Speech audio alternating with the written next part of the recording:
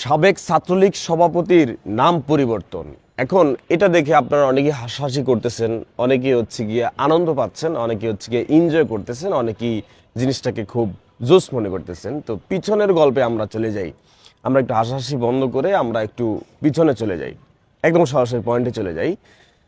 আমি আমার বাস্তব প্রমাণ যেটা, আমি বাস্তবতা যেটা জানি, বাস্তবতা যেটা দেখছি, 2018 সালে আপনি আপনি জেনে থাকবেন, এখন যে কোটা সংস্করণ আন্দোলন থেকে উঠে আসা আমাদের সমন্বয়ক সার্জিস আলম বলেন, নাহিদ ভাই বলেন, আসিফ মাহবুব বলেন, এদের আগে কিন্তু কোটা সংস্কার আন্দোলন কিন্তু ভিপি নূর, রাশেদ ভাই, ফারুক ভাই, সোহরাব ভাই, মশুর ভাই, লুৎফুন্নাহার লুমা, এরা কিন্তু করে আসছিল, আক্তার ভাই, আক্তার হোসেন, আক্তার ভাই। তো তখন 18 সালে আমার একটা ক্যামেরা ছিল, ডিএসএলআর ক্যানন 700D একটা ক্যামেরা ছিল। সেই 18 সালে আবরার ফাহাদ যে মারা গেল, ছাত্রলীগ বুয়েটের আবরার ফাহাদ, তাকে পিটিয়ে মারলো, মানে ছাত্রলীগ পিটিয়ে মারলো আবরার ফাহাদকে ফারাক্কার বাত নিয়ে, পানি নিয়ে কথা বলার জন্য। তো সেই 18 সালে ভিপি নূর কিন্তু, আমি কোনো দল করি না, এটা কিন্তু আগেও বলে আসছি, এখনও বলছি, সামনেও বলবো। সো ওই যে আমি মাঝে মাঝে একটা বলি যে বিএনপির মহাসচিব মির্জা ফখরুল ইসলাম আলমগীর স্যার তার মূল পেজ, ভেরিফাই পেজ থেকে কিন্তু আমার পেজ ফলো করেন, এবং সাবেক যে তথ্যমন্ত্রী পলক পলক ভাই, তিনিও কিন্তু আমার পেজ ফলো করেন তার পেজ থেকে। এবং এই যে নূর ভাই বলেন, আমি যেটা বলতে চাই সেটা হচ্ছে, আমি ভালো মানুষকে ভালোবাসি।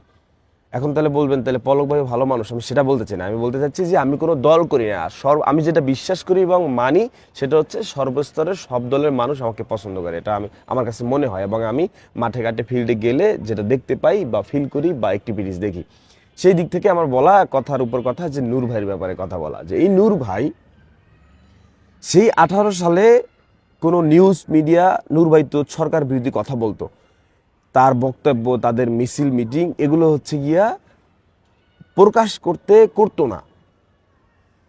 তা আমার একটা ক্যামেরা ছিল, সেই ক্যামেরাটা দিয়ে তাদের মিছিল মিটিংগুলো, আমি তখন ভিডিও বানাই না, ইউটিউবে ভিডিও আপলোড করতাম, আমার টিভি নামে আমার একটা চ্যানেল ছিল।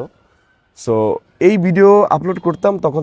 তারপর আবরার ফাহাদ মারা গেল। যেটা বলতে চাই যে সাবেক সভাপতি সঞ্জিত চন্দ্র দাস নাম পরিবর্তন করে এখন রমজান আলী নাম হয়ে গেছে, সভাপতির, একজন সভাপতির।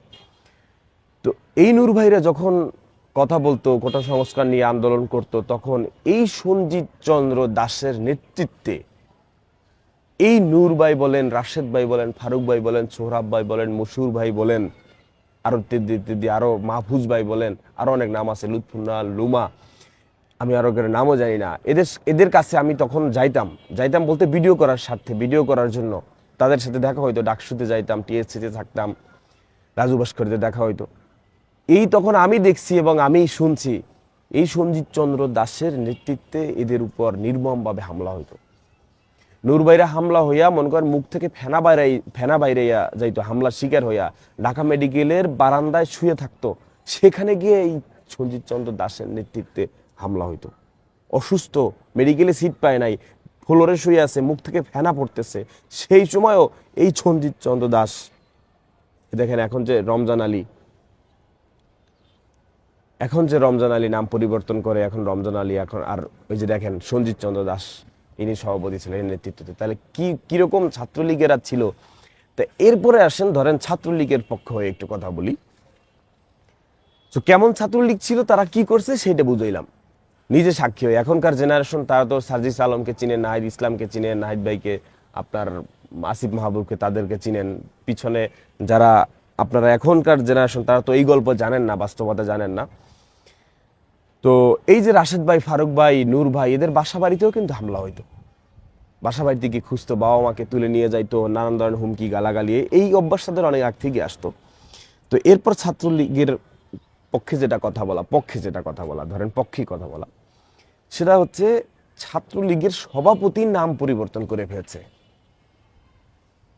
তাহলে একবার আপনারা চিন্তা করেন যে আপনার সভাপতির নাম পরিবর্তন করে ফেলছে, মানে পোল্টি নিছে, তাহলে চিন্তা করেন আপনার সভাপতি, আপনার দল, আপনার সংগঠন এই জাতির জন্য, এই দেশের জন্য, এই লাল সবুজের জন্য, এই বাঙালির জন্য কত বড় হুমকি ছিল, কত বড় ভয়ঙ্কর ছিল।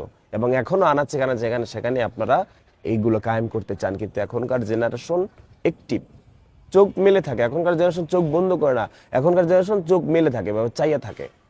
এখনকার সেই কায়েম আপনারা এখন আর করতে পারবেন না, কারণ এখনকার জেনারেশন একটিভ। ছাত্রলীগের হয়ে যেটা কথা বললাম আর কি, যে ভাই দেখেন আপনাদের ছাত্রলীগের সভাপতি, সাবেক সভাপতি সঞ্জিত চন্দ্র দাস, তার নাম এখন পরিবর্তন করে ফেলছে, রমজান আলী হয়ে গেছে। তাহলে আপনারা এখান থেকে কম্পেয়ার করেন যে আপনারা কি সংগঠন করছেন, কোন দল সাপোর্ট করছেন, কার সাপোর্ট করছেন, কার ডাকে মিছিল মিটিংয়ে গেছেন, কার ডাকে মিছিল মিটিংয়ে গিয়া নুরুভাই বলেন, অন্য অন্য সংগঠন বলেন, সাধারণ স্টুডেন্টকে হল থেকে জোর করে নিয়ে মিছিল মিটিং করানো হয়েছে। এমন ইতিহাস ইডেন কলেজের মেয়েরা বলতে পারবে, তাদেরকে জোর করে তারপর শাহবাগে টিএসসিতে আন্দোলনে আনানো হয়েছে, জোর করে ঢাকা ভার্সিটির হলের মেয়েদের।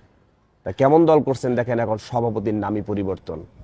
শান্তি চাই, এরকম স্বৈরাচার, এরকম খুনি, এরকম অশান্ত, এরকম দেশের বিরোধী মানুষ আমাদের দেশে আর ফিরে না আসুক। আসলেও আসতে পারেন, ওয়েলকাম, বাট বাংলার সাধারণ মানুষ, সাধারণ শিক্ষার্থী ফু দিয়ে উড়াই দেবে।